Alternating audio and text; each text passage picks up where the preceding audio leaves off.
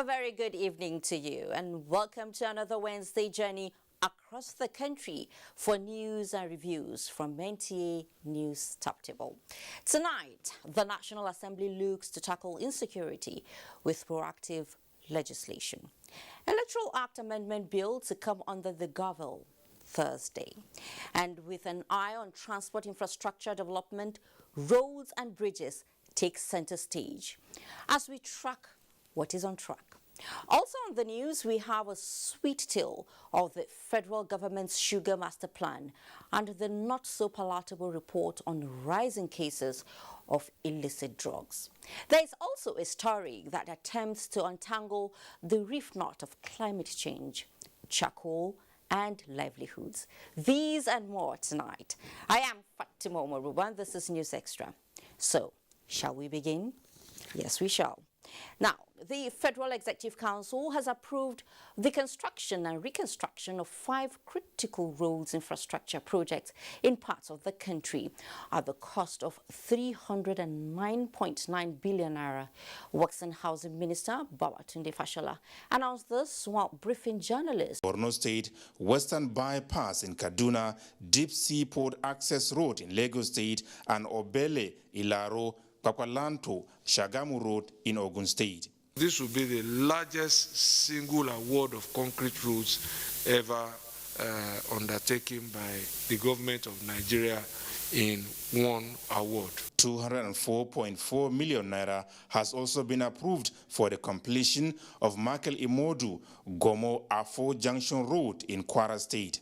The Minister of Power, Salim Mamman, also announced the Council's approval of over $40 million as well as 10 billion naira for the provision of power transmission lines and substations in Abia, Kogi, and Cross River states. His health counterpart, Dr. Osage Ihanere, also secured approval of 5.5 billion naira for the procurement of test kits for HIV/AIDS and syphilis, as well as equipment for the upgrade of 6 NAFDAC laboratories in the country. The third one is a new vaccine laboratory that will help us when we start manufacturing vaccines.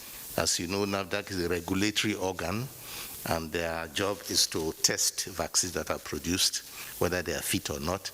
In order to do that, they must have a laboratory, they must have the WHO approval of what we call maturity level 3. Over 3 billion naira is to be expended on the project.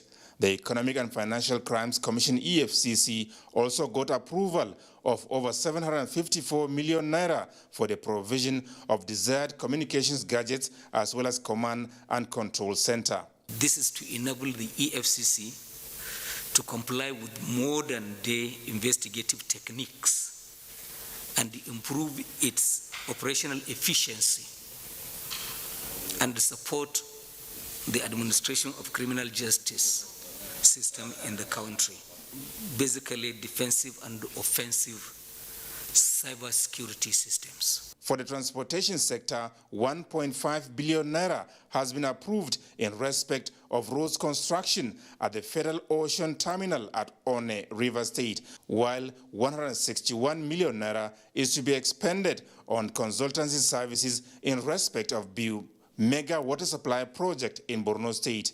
Malam Garba Shehu also announced the approval of the formalization and deployment of special police services for big corporations and other interested institutions for a fee in a transparent and accountable manner.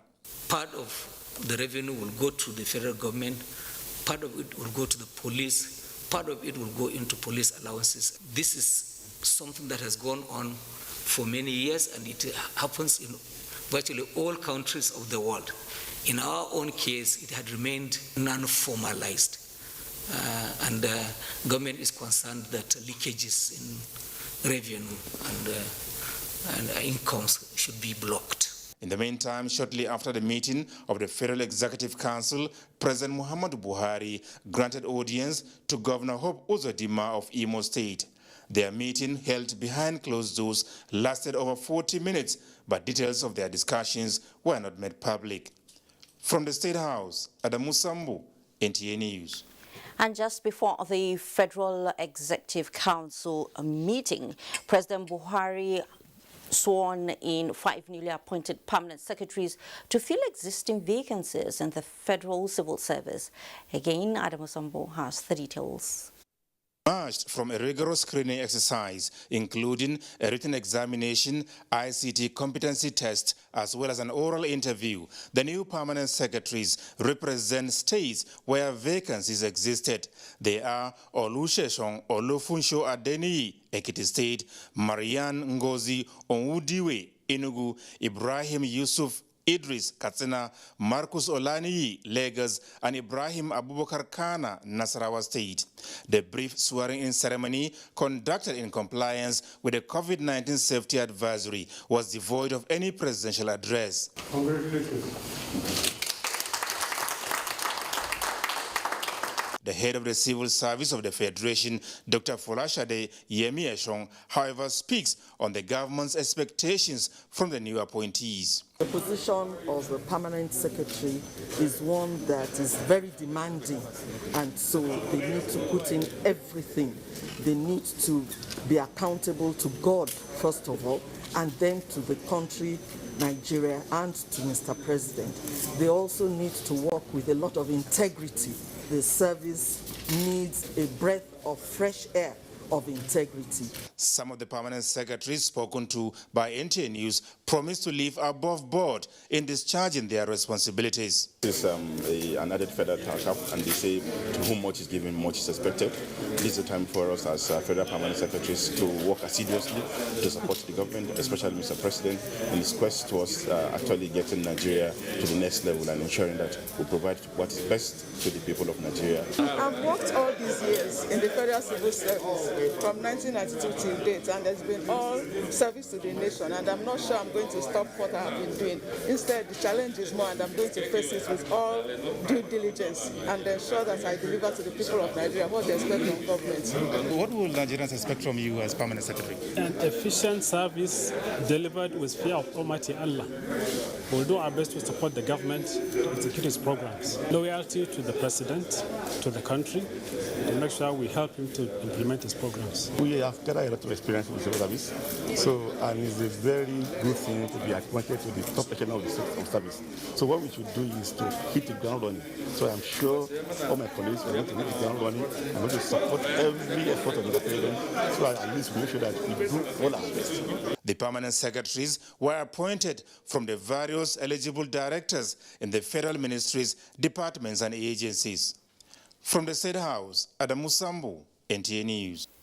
In the meantime, President Muhammadu Buhari says his administration is ready to use everything within its powers to end insecurity in the country and bring perpetrators of criminal activities to book. The president, who spoke on Tuesday at a dinner with the 469 members of the National Assembly held at the State House Conference Center, Abuja, said insecurity manifesting as insurgencies, banditry, kidnapping, and urban crime of all sorts is the single most difficult challenge the country is facing. State House correspondent Gideon Ifadi reports. There is so much to celebrate by the executive and the legislature, but for the high rate of insecurity, which President Muhammadu Buhari is expressing concern that insecurity had inhibited government's ability to build infrastructure, provide the much-needed social services to the people, and to attract investment that drive innovation, create industries, and provide jobs and create wealth.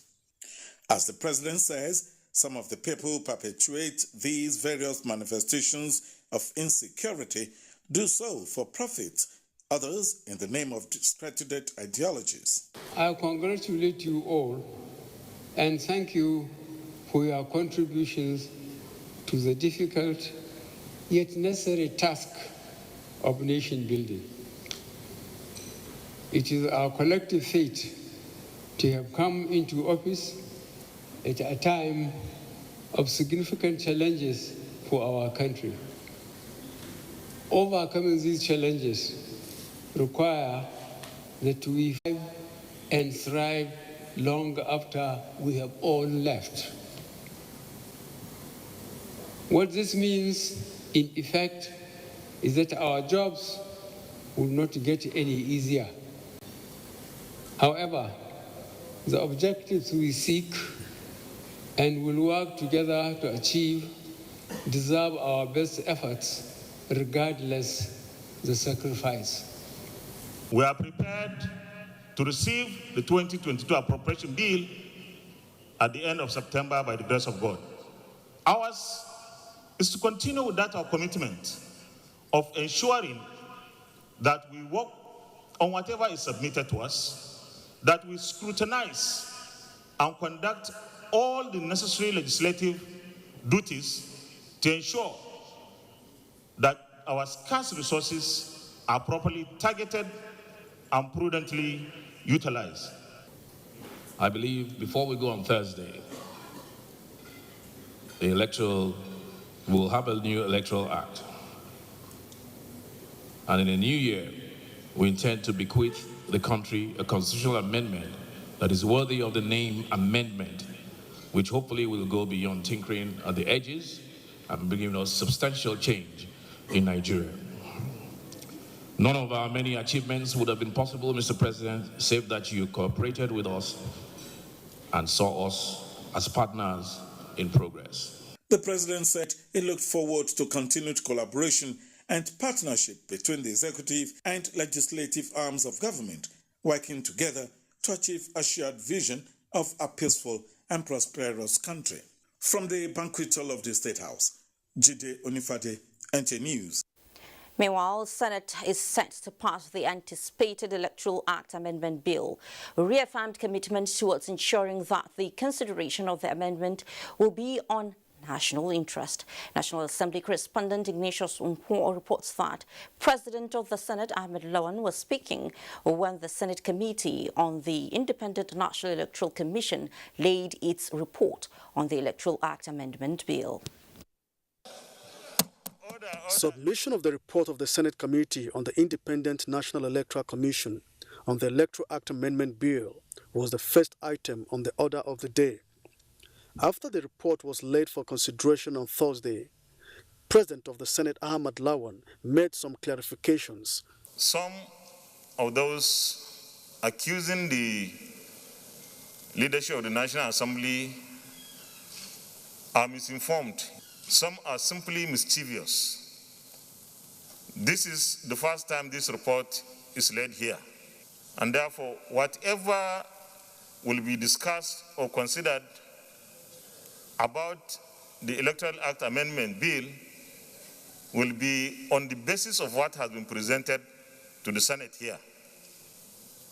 If anybody feels very strongly about anything, lobby distinguished senators to canvass for your position rather than blackmail leadership.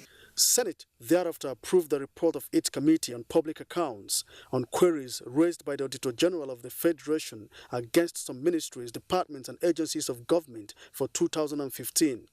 It recommended, among other issues, that the Accountant General of the Federation should address retirement of advances with strict and strong sanctions to serve as deterrents, while the Nigerian National Petroleum Corporation should stop further deductions at source. NNPC, what the Commission says that everything that's accruable must first be paid to the Federation account, and that is the provision in the Constitution.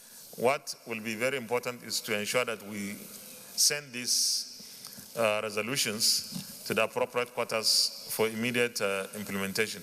Deputy Minority Leader of the Senate, Emmanuel Buacha, poured encomium on the Judge of the Federal High Court, Jalingo, Justice Amobeda Simon, for what he described as providing justice for 14 helpless young men from Takum, Taraba State. I must commend the President of the Federal High Court for the due diligence he employed to send a bold and a courageous judge to speak truth to power. While Senator Sadiq Umar drew the attention of the Senate to the death of 6 members of a family in Kwara State alleged to have been caused by food poison, Senate observed a minute silence in their honor. The Olori village in Bani community in Kayama local government, Kwara State, woke up with a devastating news, only to discover that there is a macaroni brand that was brought into the community that they bought, and that is what is responsible. Senate has approved the report of its committee on legislative compliance, which recommended, among several issues, that all security agencies should effectively collaborate with the Federal Ministry of Communications and Digital Economy on making sure that the use of telecommunication, especially handsets, is adopted in detection of crime in the country. From the National Assembly, Ignatius Nkwo, NTA News.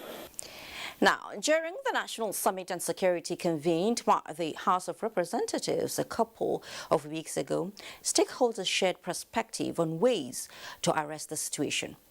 And in walking the talk, the House has commenced a series of legislative interventions to further restore law and order through enhanced modulus operandi among the security and related agencies. National Assembly correspondent Lami Ali has the details.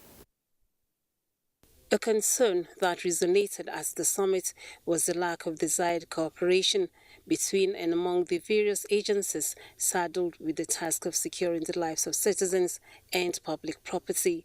The inhibiting factors, as unanimously agreed, are the extant laws guiding the operation of the armed forces, the police, Civil Defense Corps, the Economic and Financial Crimes Commission, the Independent Corrupt Practices Commission, and related agencies, all of which prevents effective intelligence sharing. The House, as plenary Wednesday, passed for second reading 7 amendment bills that seek to engender collaboration and institutionalize synergy among them, and also make the criminal justice system more responsive. Police and other security agencies and to provide for the operational framework for community policing in Nigeria. Collaboration between the Corps and the relevant security agencies to strengthen its complementary role in the maintenance of public law and order. To amend the Nigeria Security and Civil Defense Corps Act 2003 to institutionalize collaboration. To foster collaboration between the armed forces and other security agencies in the provision of national security and establish the Armed Forces Human Rights Unit to provide a reportorial channel for civilians. Other bills passed at second reading are the bill pertaining ECOWAS Convention on Small Arms and Light Weapons, the bill to establish Federal Institute of Fisheries in Delta State, and the bill to increase retirement age of judges. Meanwhile, the House has urged authorities to curtail armed banditry in parts of Kaduna State, as raised by Amos Magaji. Federal government to establish a military command, battalion, and/or brigade in Zango and Katab local government area. It also appealed for assistance to victims of recent devastating flood in Taraba State, as moved by Kasimu Megari. There was a flood on the 10th of July, which affected more than 300 houses, farmlands, and some business areas. A motion to immortalize the author of the national pledge from Olajide Olatubosun was adopted. The laying of the report of the Electoral Act Amendment Bill during plenary has paved the way for its passage Thursday, as reassured by the House. From the National Assembly, Lami Ali, NTA News. So other stories now. The Supreme Court has granted an interim order stopping the implementation of the new revenue allocation for the disputed oil fields between Imo and Rivers states, pending the determination of a substantive suit filed before it in June this year. This order followed an ex parte motion filed by the Rivers State government, and Femi Okeo has that. There had been a long-standing dispute between Imo and Rivers State on the boundary demarcation and ownership of the Akri and Mbede oil fields. Pending the full resolution of that dispute, a 50-50 sharing formula was adopted for the revenue accruing for the wells to the two states. The interim order, which was taken ex parte by the Supreme Court and in chambers, is to restrain the federal government and its agencies from departing from the current 50-50 sharing formula applied to Rivers and Imo State in respect of the revenue which the oil fields have been providing. Because it was an ex parte motion filed by the Rivers State government, only the Rivers State officials were in court. We disagreed and came to the Supreme Court because our suit is here. The proceedings are before the court, and we brought an ex parte application asking the court to disapprove of that practice by Imo State government.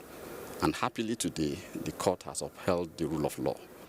This interim order given by the Supreme Court paves way for all the parties to this dispute to put up their processes for the hearing of the substantive matter, which begins to come up at the Supreme Court on the 21st of September. From the Supreme Court, Femi Okewu, NTA News. The Northeast region is attracting new inputs from the existing act establishing the Northeast Development Commission to revive economic activities occasioned by insurgency and improve on the security atmosphere for other human activities to thrive. This is coming as the Commission is engaging critical stakeholders in driving a process for the implementation of the Northeast Stabilization and Development Master Plan. Abubakar Usman Akwanga has the report. Prolonged distortion of socio-economic activities as a result of insurgency has led to low investment in the Northeast region. The relative peace enjoined is now putting stakeholders on their toes to develop a new strategy for reversing the trend and explore workable models to come up with a master plan for stabilization.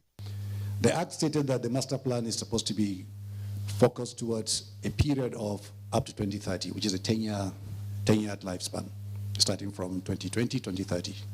So the roadmap is to define all the schemes and projects and programs that will be delivered in the region, including what every state is doing, including what the federal government is doing, and then to identify the gaps where maybe NEDC and other critical stakeholders can also come in. The implementation of the blueprint to cover all sectors is also interesting stakeholders. All the state government have their own master plan or development plan. At the end of the day, we're going to harmonize all this into one. And if, for instance, there's any agency or NGO doing something on education, it might feed into what is in the master plan.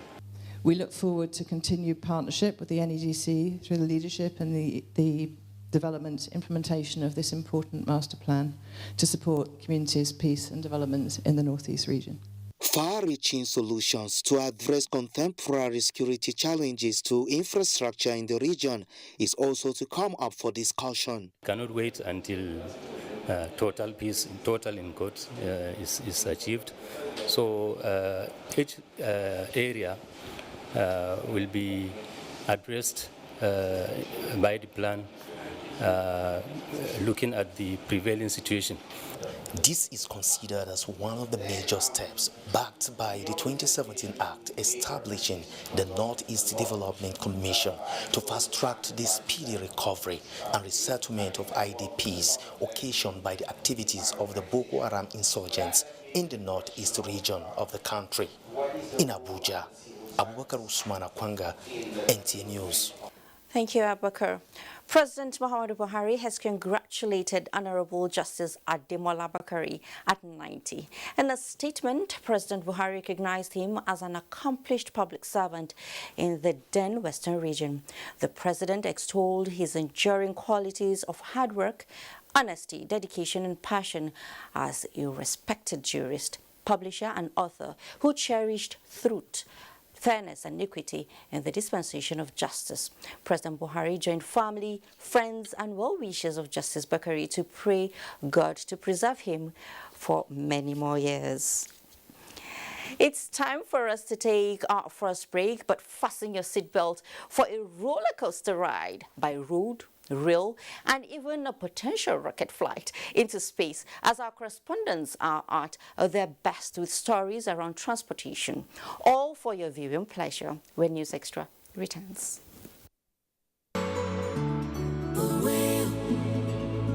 When you come into the Glow Cafe, you're in for a world of treats.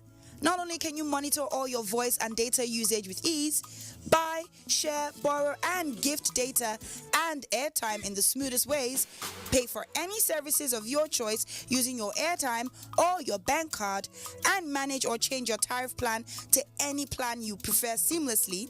You can also add friends, get sweet rewards, and so much more.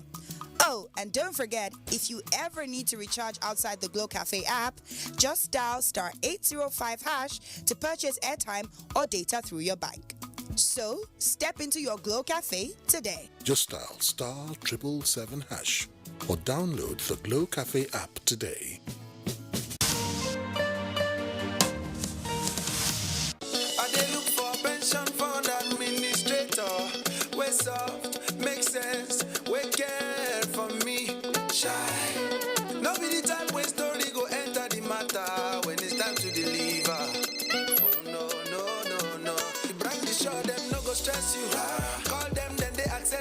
Yes, customer care where they on point. You no go regret when you try, of course.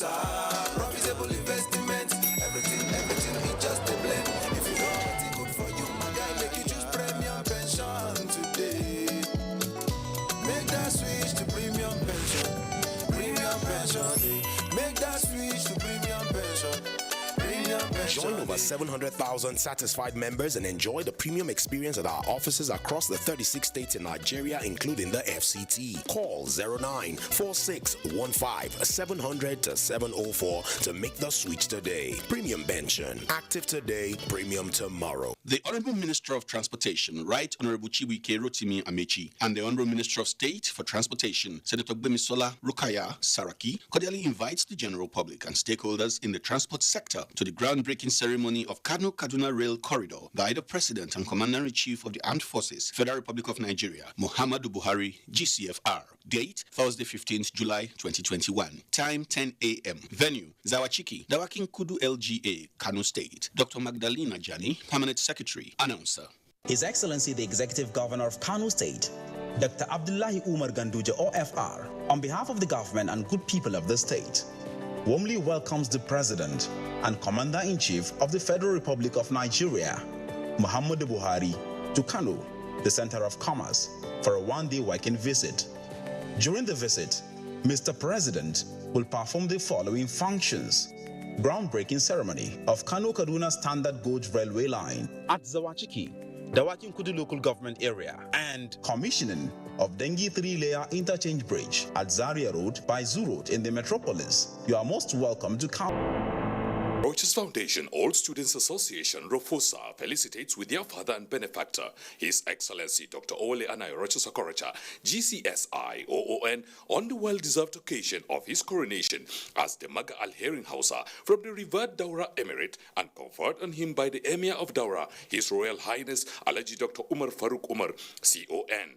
Sir, this rare honor, which signifies the great giver to the Hausa people, is a culmination of your selfless, unrelenting, and great humanitarian activities to over 25,000 indigent children, particularly in northern Nigeria, and Africa at large, and also your sustained and unalloyed solidarity to the leadership and activities of His Excellency, President Muhammadu Buhari. Thank you, dear Daddy, for giving us back our humanity, as we pray for heavenly blessings and mercies upon you and all that you stand for. Thank you once again, and congratulations, sir. The Honorable Minister of Water Resources, Engineer Suleiman H. Adamu, invites stakeholders in the water sector and the general public to the commissioning of Zobe Regional Water Supply Scheme by His Excellency, President Muhammadu Buhari, GCFR. Date, Thursday, 15th July 2021. Time, 12 noon prompt. Venue, Dutsima, Katsina State. Mrs. Didi Esther Walson Jack, Permanent Secretary. Announcer. Akpa, what's your job? I help people grow all kinds of things. I help people keep and grow their money, so later they come back when it's bigger for themselves. Akpa, you're a magician! Just like a pilot, I help people move from where they are to where they want to be. Thank you, Akpa. ARN, invested in your tomorrow. The National Primary Healthcare Development Agency heartily welcomes Their Excellencies, the 6 executive governors from the Southwest Geopolitical Zone of Nigeria, to the COVID-19 vaccination town hall meeting of the Southwest Zone. We warmly welcome distinguished Senator Chukwuka Utazi, Senate Committee Chairman on Primary Healthcare and Communicable Diseases, Dr. Yusuf Tanko Sununu, Chairman, House Committee on Health, Dr. Haruna Michelia, Chairman, House of Representatives at her Committee on COVID-19, and all National Assembly members from Southwest Geopolitical Zone to the town hall meeting. The agency is honored to welcome the Secretary to the Government of the Federation, SGF, and Chairman, Presidential Steering Committee on COVID-19, Barrister Boss Mustafa, the Honorable Minister of Health, Dr. Osage Haneri, the Honorable Minister of State for Health, Dr. Lauren Ibemamora, all members of the Presidential Steering Committee on COVID-19, our Royal Fathers, the Chairman, Councils of Chiefs from the Southwest Zone, traditional and religious leaders, as well as other stakeholders in the zone to this important dialogue on COVID-19 vaccination in Nigeria. The date is Thursday, 15th July 2021. Venue, Radisson Blue Hotel, GRA, Keja, Lagos State. Time, 9:30 a.m. prompt. Dr. Faisal Shuaib, Executive Director, CEO, NPHCDA, Announcer. Great to have you back on News Extra. Ahead of the groundbreaking ceremony of Kano-Kaduna Rail Corridor, stakeholders and members of business community in Kano are optimistic about the project due to its potential of providing ease of doing business in the northern commercial capital. Our Salisu reports that the multi-billion-naira project will be commissioned by President Muhammadu Buhari this Thursday. The Kano-Kaduna rail line is one of the first standard gauge railway modernization projects undertaken by President Muhammadu Buhari with a view to replace the existing narrow gauge system while allowing high-speed train operations on the railway network. The aim is to deliver modern railway services that will provide an efficient and cost-effective alternative transport system for economic growth and creation of job opportunities for the citizenry. The standard gauge rail line, when completed, turned to create the much-needed socio-economic transformation and enhance more efficient mode for mass transit and freight services. With groundbreaking ceremony expected tomorrow, stakeholders and members of business community in Kano State said the project will boost the nation's economic landscape and witness unprecedented transformation while having an impact on reducing the cost of goods. I believe when the costs of logistics is reduced and efficiency in the transport logistics business is improved, then definitely everybody will be better for it. There will be tremendous benefits. The siting of such an important project in the state is highly commendable. This particular project, it is agreed that, or it is established that a container from Lagos to Kano will not cost much more than 300,000, which will now translate into a reduction of cost to both the importers as well as the ultimate consumers of that particular product that comes about. They call on federal government to ensure timely completion of the project to ease movement of cargo from south to northern part of the country and beyond. In Kano, Awal Salisu, NTA News.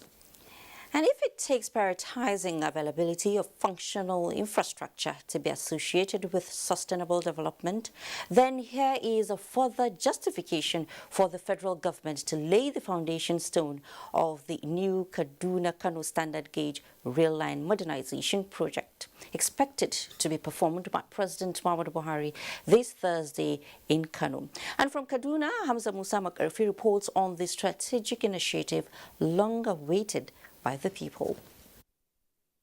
Kaduna, mega city, capital of all northern regional government, is remarkably strategic as an industrial hub and vibrant commercial nerve center.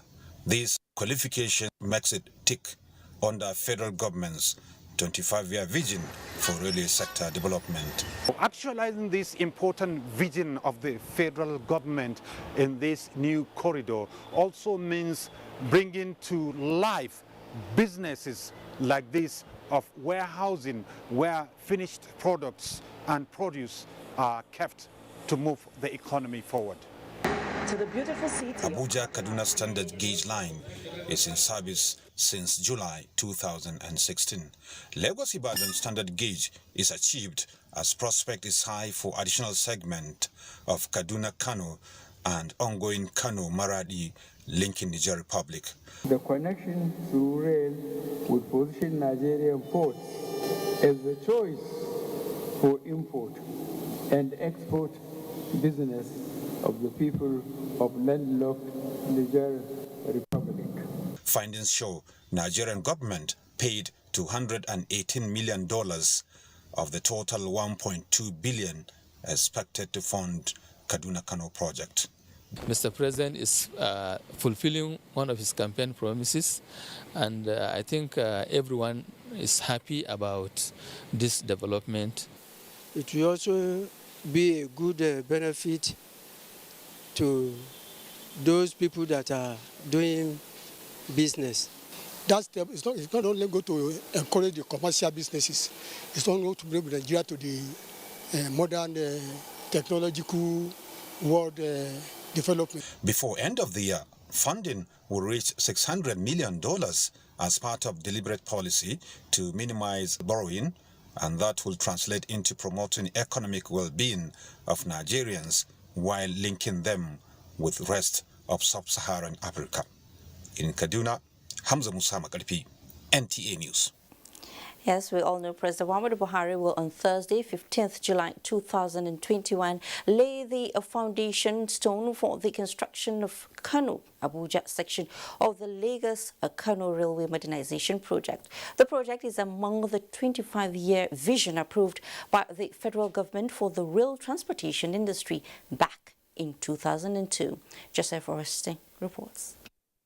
Special Assistant to the President on Media and Publicity, Garba Shehu, issued a statement on the laying of foundation stone for the construction of Kano Abuja section of the Lagos-Kano Railway project by President Muhammadu Buhari, saying government is poised to use the system to boost regional and international trade and investment.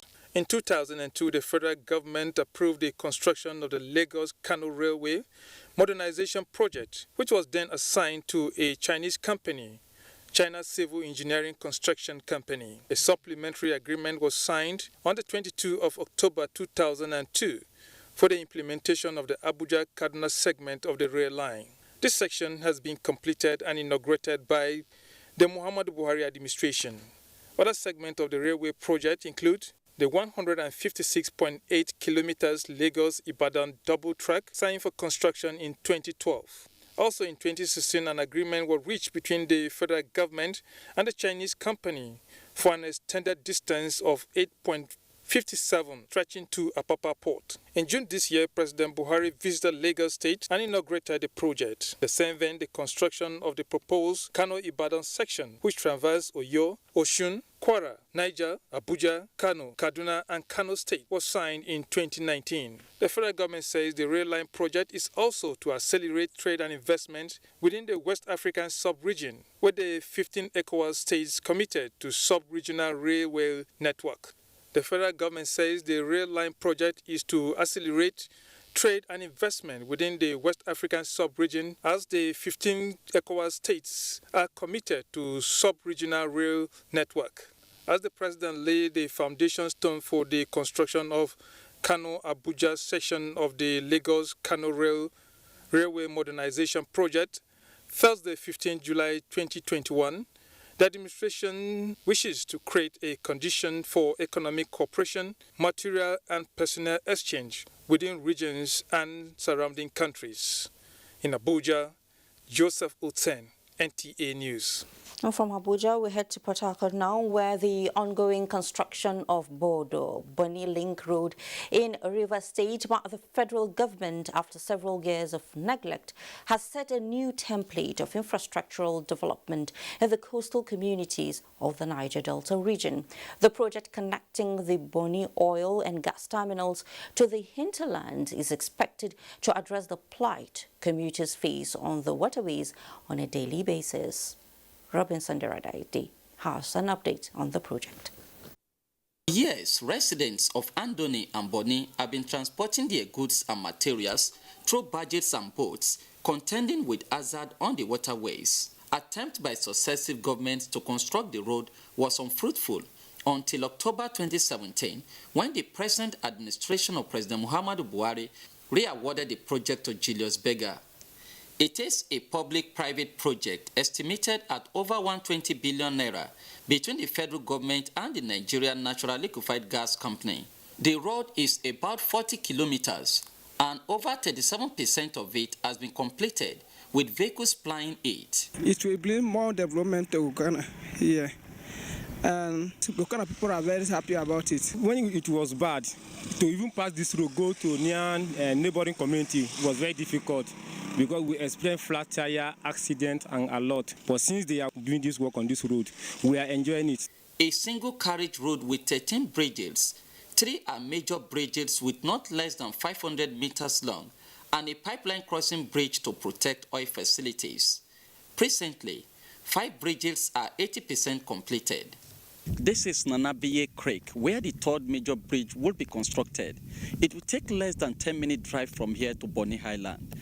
In terms of physical achievement, we have completed the first 5 kilometers up to final level. We have completed one of the 3 major bridges. We have completed 3 mini bridges.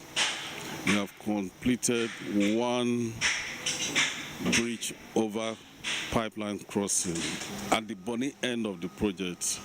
With the slow pace of work, is there assurance of meeting up with the 2022 deadline?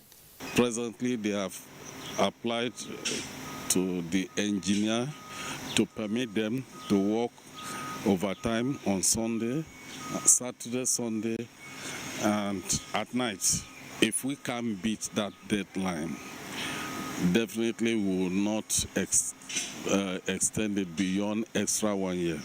The socio-economic benefits of the Bodo-Bonny Road cannot be overemphasized, as the development will lead to low cost of goods and services, and ultimately, the standard of living will be significantly improved. This, no doubt, is a fulfillment of one of the cardinal objectives of the Buhari-led administration. From Bodo in River State, Robinson Daratede, NTA News. Lagos-Kano Bridge. The name rings a bell, right? Yes, it is a major link to several states across the northwest, but strangely, it has defied measures to keep it motorable, especially during the peak of the rains. Abdullahi Mohammed examines the failure, remediation works and plight of motorists on the bridge. It took weeks and a couple of failed attempts by engineers and machines to nip the symptoms of distress emerging from the Lagos-Kano Bridge, which led to its closure for weeks last year. With the rains at its peak this year, the signs of collapsing has again resurfaced, and the immediate sealing of the bridge became necessary. These not only exerts pressure on the only alternative lane, but traffic congestion and loss of man-hours to motorists. Most of these bridges have been there for more than 50 years. There is no contest that each bridge built has a lifespan. But what is baffling to the eyes of a layman like me is that only one lane of the Lagos-Kano Bridge keeps failing and also defying remediation works. While searching for scientific theories that could provide answers to the layman's perception of what is happening to the bridge, I consulted a soil expert whose explanations sound convincing. Within the two legs of the bridges, if you take a profile of that particular area, it cannot give you, might likely not give you the same results. You have two different rock types with different mineralogical composition. It means if it has two different mineralogical composition, that's what we call atabat limit. That's the tendency to be able to withstand certain weight might be different. But the cheering news is that the Ministry of Works and Housing is also adopting the approach postulated by the soil expert. Our team of engineers are doing deep soil investigation to determine if there is maybe earth movements which naturally may not be visible to the human eyes.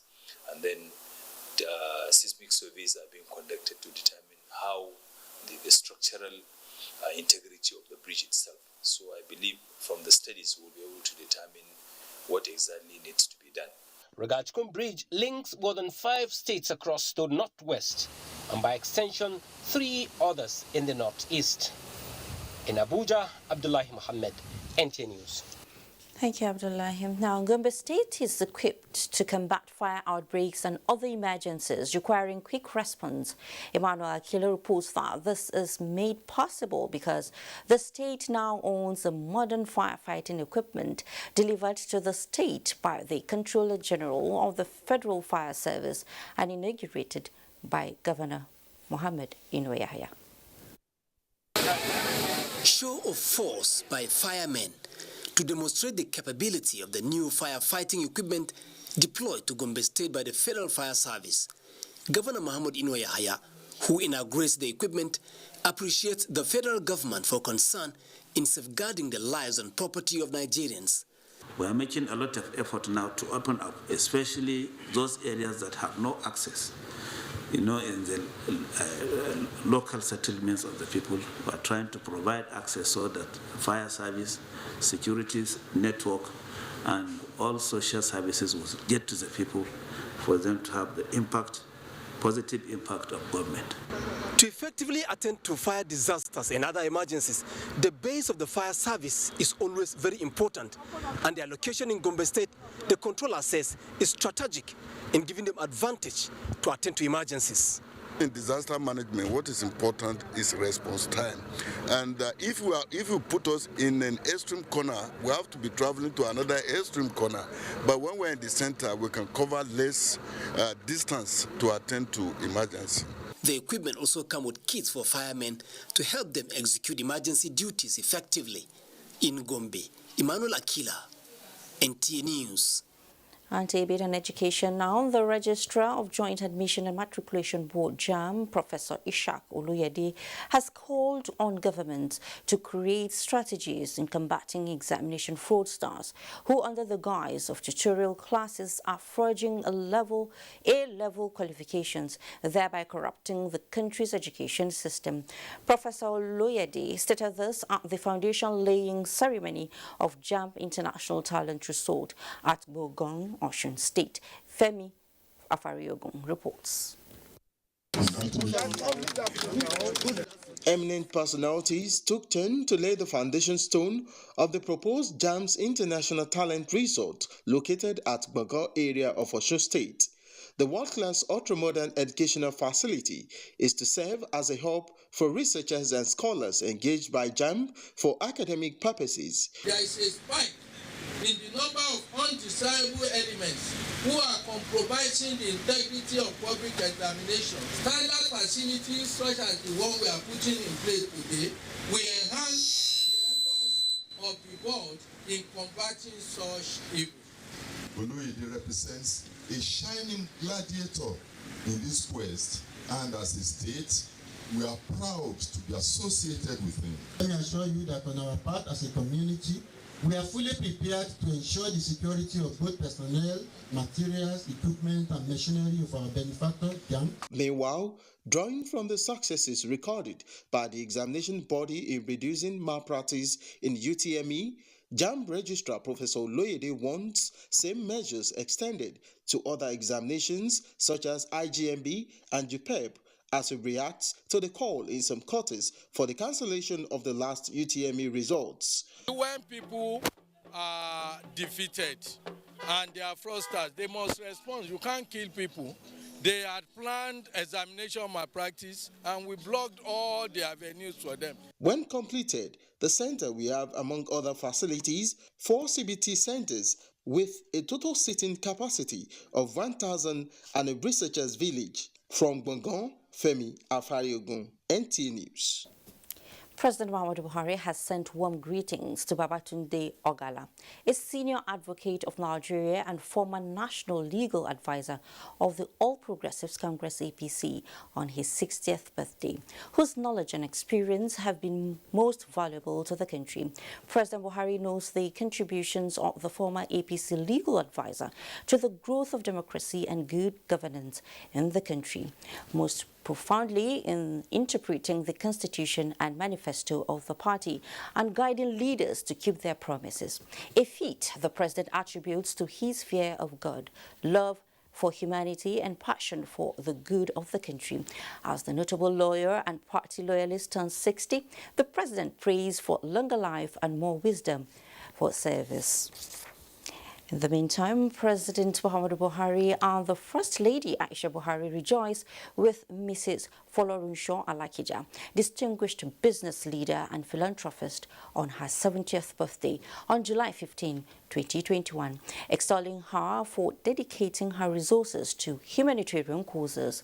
The President and the First Lady thank Mrs. Alakija for being an ardent supporter of many social, economic, religious and health causes, contributing generously to the fight against COVID-19 in the country through her donations. As a successful entrepreneur who has been acknowledged locally and globally, the President also recognizes Alakija's passion in monitoring and mentoring young people to make informed investment and business decisions, thereby making a difference in their communities and across the nation. On behalf of his family, the President offers his best wishes to this remarkable Nigerian, praying Almighty God to grant her more years of robust health and happiness.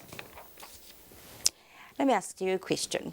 Would you rather see me seated here, bringing you News Extra, or a robot? We take another breather at this point to return with an emerging technology that threatens man's sense of dominance and productivity. Join us again. We're just having a good time, and I'm feeling so good. Where you did? I dey come now. You go see me now. You go. Call your body and everybody, yeah. Make we start to the corner. Where you did now? You go see me now. Everybody they dance. Where you did now? Oh you go see me now. I'm fine, sir. Even me, I surprised. Hey, where you at? Go Mexico, you go Jericho, I go let you go. Hello, how are you? Tell us one truth nobody knows. I like to steam it from my mama's pot.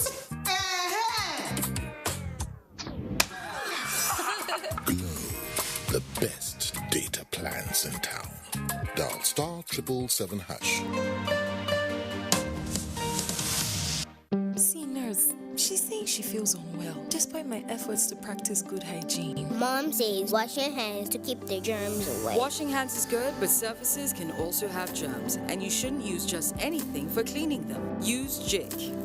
Jig's formula has been scientifically proven to stay active for longer, giving you whitening and germ kill protection on a variety of surfaces. Disinfect to protect, just Jig it. Endorsed by National Association of Nigerian Nurses and Midwives. At the first sign of pain, you need a solution that you can trust to provide effective relief and is gentle on the stomach. Try Panadol Caplets for relief from headaches, body aches, and fever. With Panadol's Optizorb formula, the tablet gently breaks down in the stomach, quickly absorbs, and starts providing pain relief in 15 minutes. For fast and effective pain relief that you can trust, try Panadol Caplets. This has been Medifact for Panadol. Hands, whether they belong to the young or old, Christian or Muslim, no matter who you are,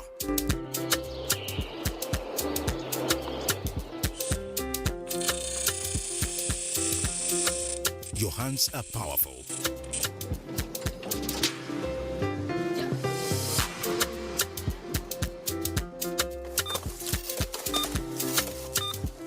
To stop the spread of COVID-19. H. Have your hands washed or sanitized frequently. A. Always cough or sneeze into your elbow. N. No going out without a face mask. D. Distance of at least 2 arms length should be maintained. S. Stay indoors and self-isolate if you feel sick. Hands. Either fever or stomachache. I keep him away from junk food. She also feeds me apples. She says an apple a day keeps...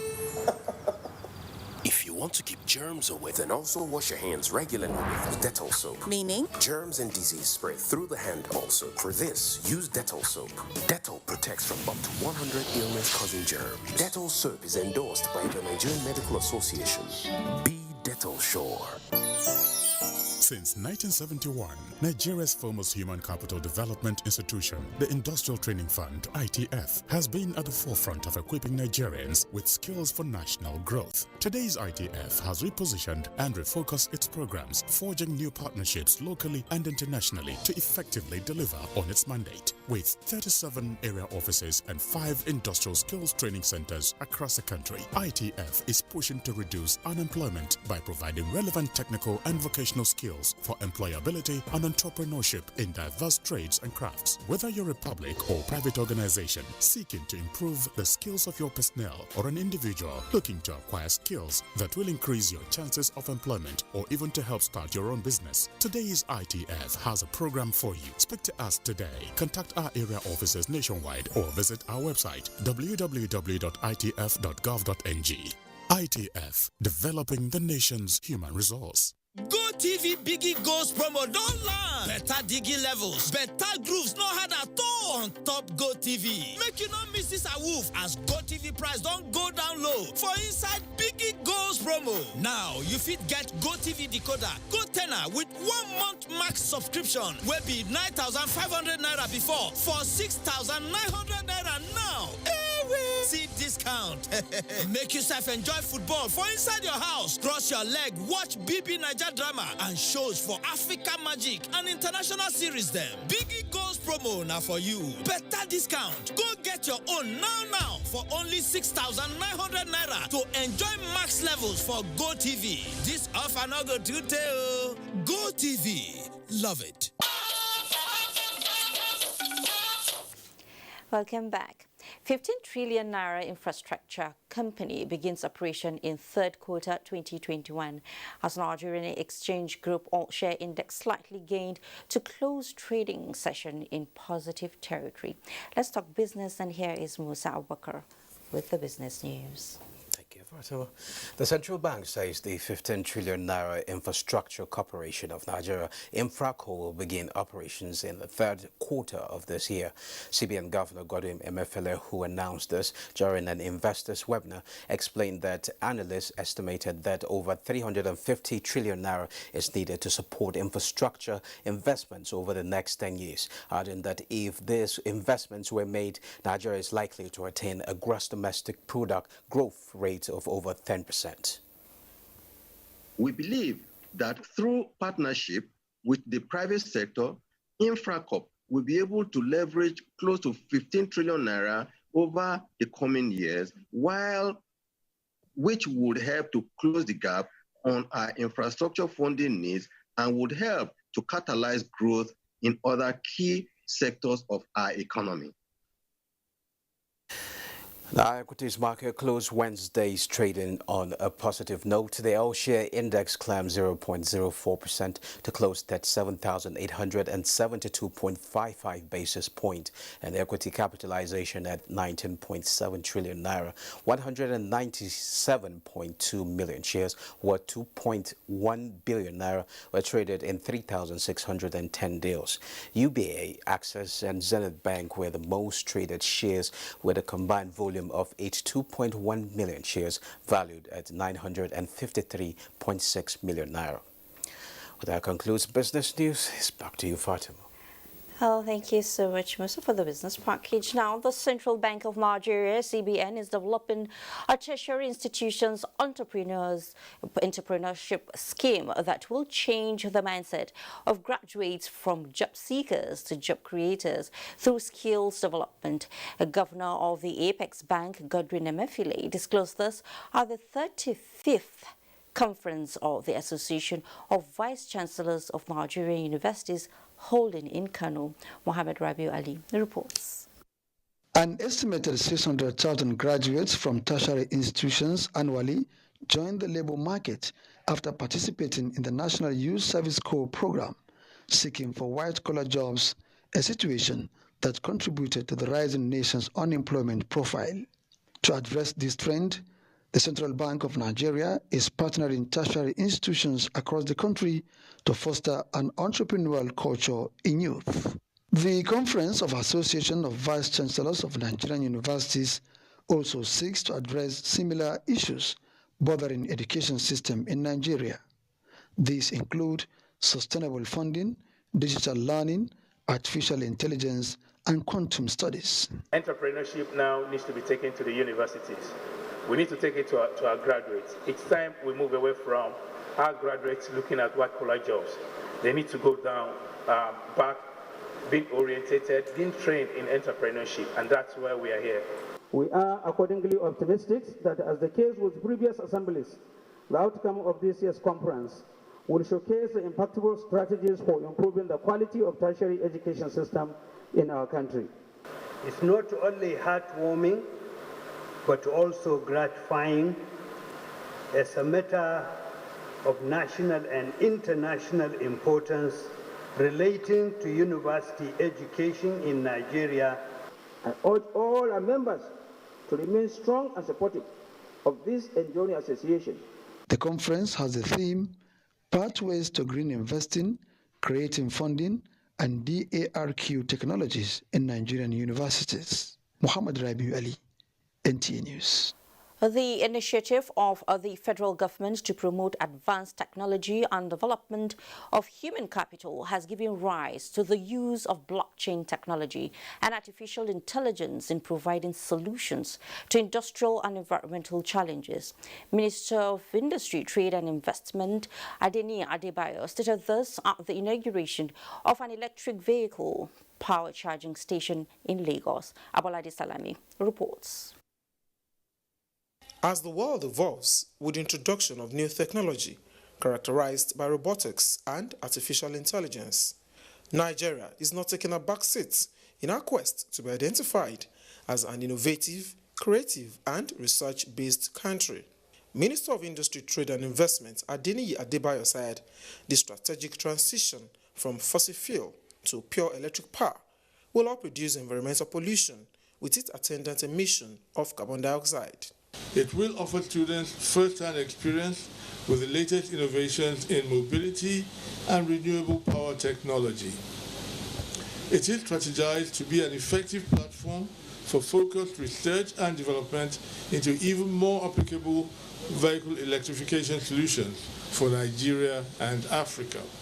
The need to provide a veritable platform for the youth to unleash their technical know-how and innovation with special focus on automotive technology, stakeholders agreed, will all bring about an improvement in the solar power electric vehicle charging stations across the country. Electric vehicles are not just the future, they are the now. The whole world is moving towards transitioning from fossil fuel to clean energy powered vehicles, renewable energy. So such a transportation solution needs sustainable power. We understand that the opportunities are in renewable energy.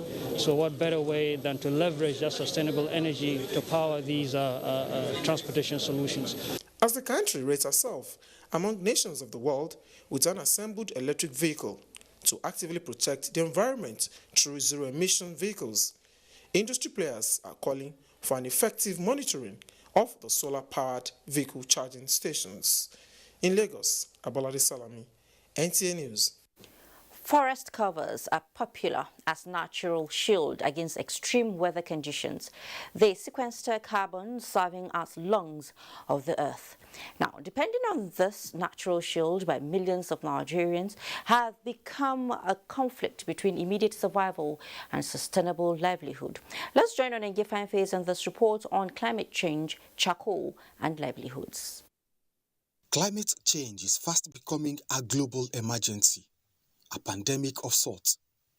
It is a reality that is forcing many countries to make drastic adjustments in energy production and consumption. Clean and green energy transition is fast replacing fossil fuels in several countries of the world. This global response to carbon emissions notwithstanding, many homes in Nigeria still depend on charcoal as fuel for cooking.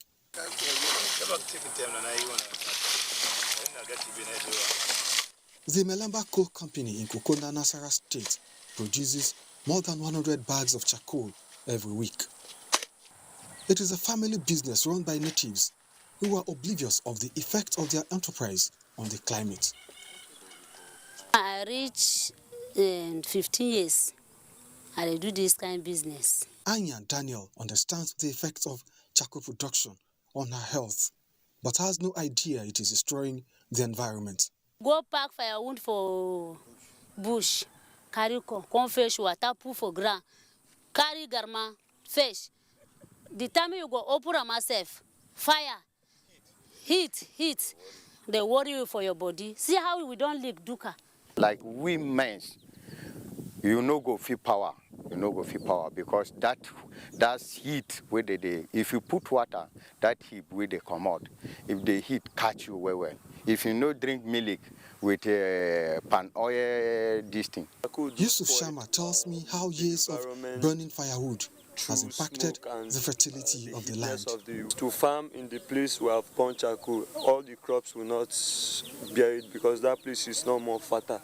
More than 7 years now I'm into the business. In those 7 years that you have been cutting trees to produce charcoal, have you planted any tree? No. Why? Not for us to cut and buy, we will not be used. Distant sound of jigsaw got me moving further into nearby woods. It is one of the many locations from where Malamba Coal now gets its supply of raw materials, fresh felled trees for charcoal.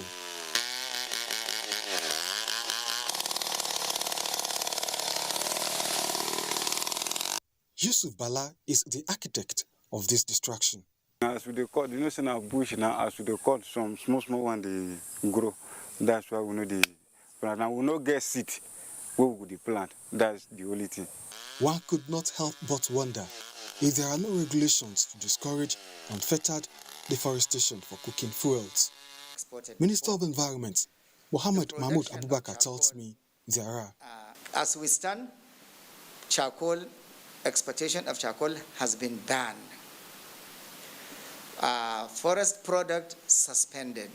The situation, I found out, is a dilemma of sorts, a battle between livelihoods and sustainable use of natural resources. So we are trying to adapt in our own way and give our people alternative source of not only livelihood, alternative source of fuel as well. Experts in the environment sector tell me that this dilemma can be resolved by providing clean cook stoves as alternative to the use of charcoal. Firewood and all those unsuitable fuels are leading to 94,300 deaths annually. Nigeria is upscaling from, domestic and traditional cooking methods to LPG. But how soon before the likes of Anya battling smoke-induced health challenges? Shama secretly bemoaning the loss of his fertile land, and Bala waging jigsaw war against trees get the needed alternative cooking fuels and better sources of livelihoods to change their line of business. Onengiye Fine Face, NTA News. Amazing, Onengi. Thank you so much for that report. Now, I want you to imagine waking up one day to realize the world is being run by robots and your job taken over by them. Well, whether you would welcome the idea or not, artificial intelligence appears to be growing at an increasing rate and at the center of emerging technology. ICT correspondent Joseph Johnson in this special report takes a look at the good, the bad, and the ugly sides of AI in the 21st century. It might sound surreal, or maybe you might say Nigeria is not at that technology-driven stage yet, like other developed nations of the world. But if COVID-19 has taught humans anything, it would be that the world is a global village, and robots might just be part of humans' existence. Given the current state and trajectory of AI, many are worried, not because it is not good, but because it is a threat. You are thinking of creating a robot now to take over some people's jobs, and we assume it is lack of job that is the cause of this insecurity that we are battling now in our country. So tell me, for instance, now when you create the robot and take some job of some other people, what would they do? Our welcome robots takes most of our work, because if we invest robots, it will relieve us from stress. AI expert Professor Abiodun Aibenu explains what artificial intelligence portends for a country like Nigeria. He said that AI is applicable in all fields of human endeavor. In Nigeria, we are presently having security challenges. One way of solving that is the application of artificial intelligence in tracking, in monitoring, in prediction. Already, Nigeria is looking at opportunities in emerging markets and had, in 2020, inaugurated the National Center for Artificial Intelligence and Robotics. But how has it fared so far? artificial intelligence and robotics, these two areas will drive the future. Digital economy will rely on them because we're looking at having robots in agriculture, also having robots in areas related to security and so on. A World Economic Forum report indicates that about 85 million jobs will be replaced by machines with AI by the year 2025. While that may sound like a terrifying statistic, there is a flip side, as the same report states that about 97 million new jobs will be created by 2025 due to AI.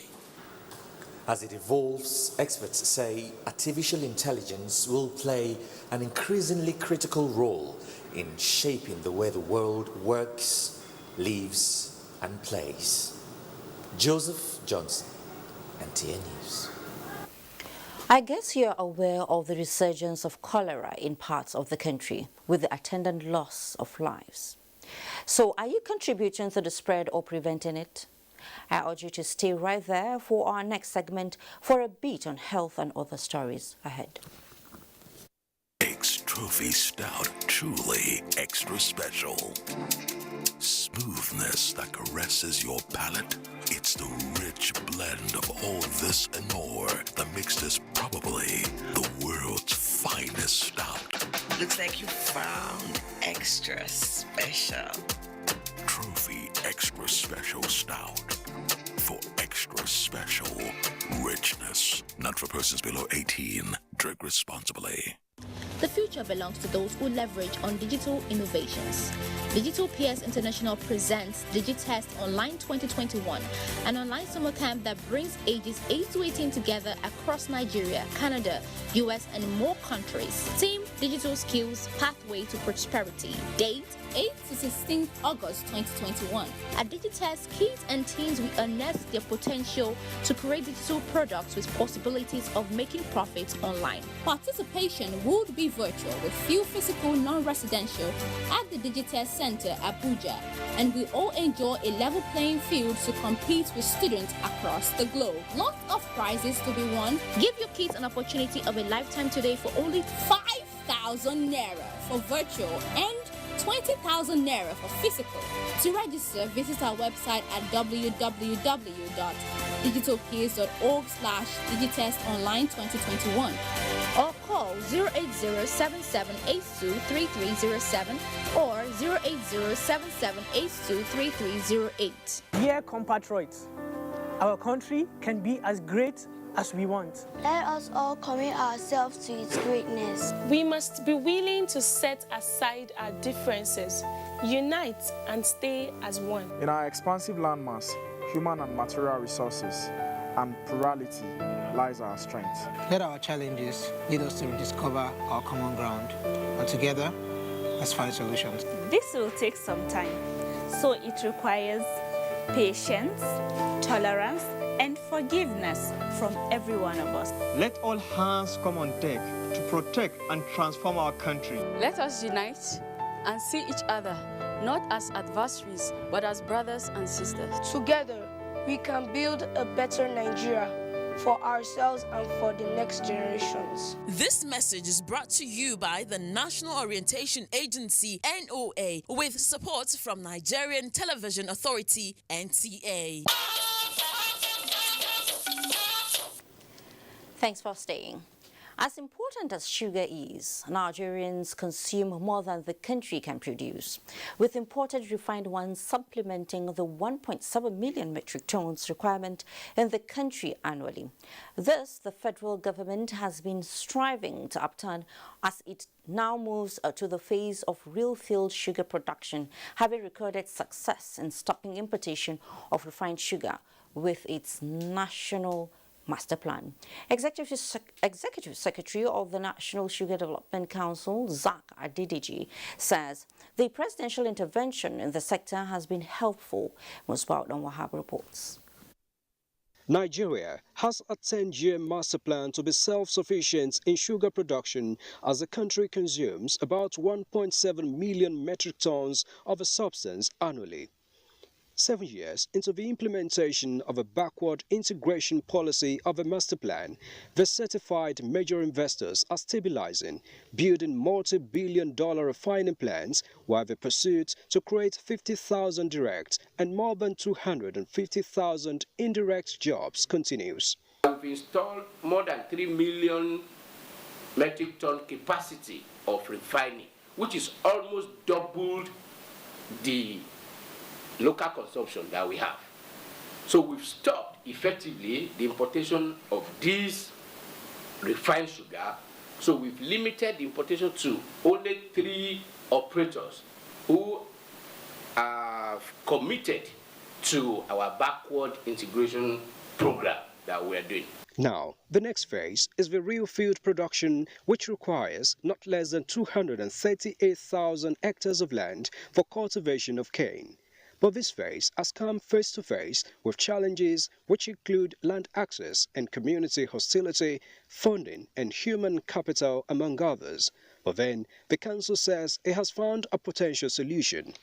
It is our intention to have a forum of sugar-producing states. So we need the collaboration of governors of all these sugar-producing belts to come together and to help us resolve the problem of land and community hostility. When actualized, the Sugar Master Plan aims to save Nigeria of about $10 billion in forex. In Abuja, Musbao and Wahab, NTA News.